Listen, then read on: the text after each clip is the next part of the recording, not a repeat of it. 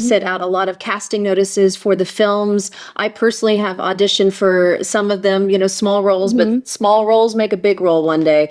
Yeah. So what advice do you have for actors who want to be in one of your films? Great question.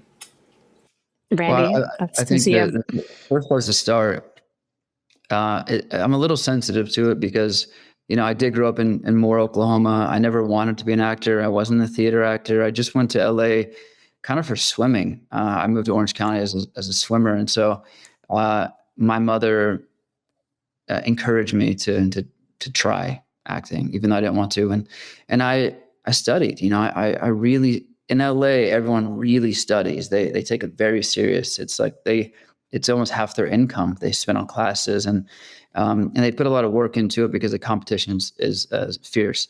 So a lot of people in Oklahoma, they are theater actors that are moving into TV film, and they feel like they have what it takes to be on set right now. And a lot of times we're not seeing it in the auditions. They're not natural. A lot of times they kind of do a little big performance. So I would recommend taking classes like Chris Freihoffer's class or Cody Mayo's class. People that have been to LA have gone through the process out there, and they're bringing what they learned back to Oklahoma. It's very important to have these on-camera acting classes and keep doing them. Once a month is not going to cut it. I don't think in LA, we take 2-3 classes a week a lot of times, and for years and years.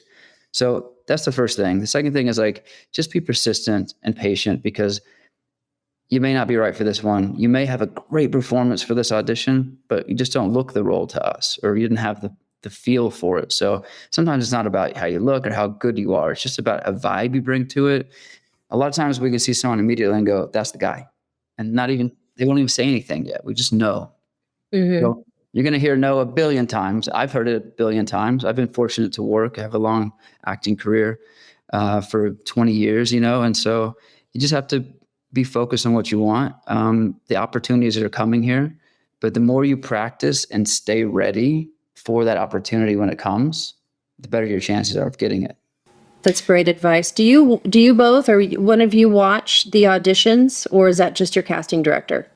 Typically, I watch as much as depends how involved we are. I try and watch all of them because I want to make sure that the director is seeing what I'm seeing. And I typically, if I know an actor's good locally, I'll recommend them ahead of time. I'll say, hey, these actors I know really good. We have a lot of great actors in Oklahoma. So it's just a matter of them being right for that movie, or the director not wanting to hire their friend in LA and giving someone a chance. So there's a lot of that.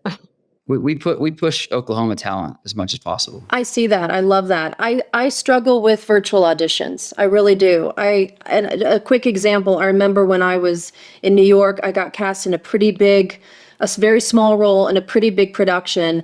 And when I got to set, I had my own little trailer and I had my lines memorized. Like you said, Randy, when I got on set, I was froze. It was so terrifying. So terrifying. You? Yeah. That really surprised me for some reason. Yeah. I mean, the caliber of people, the set is an intense place. Everyone's focused. No one's nice, they're working, and it was such a terrifying experience. And, I've been on set since then, but not at that caliber, not yet in Oklahoma.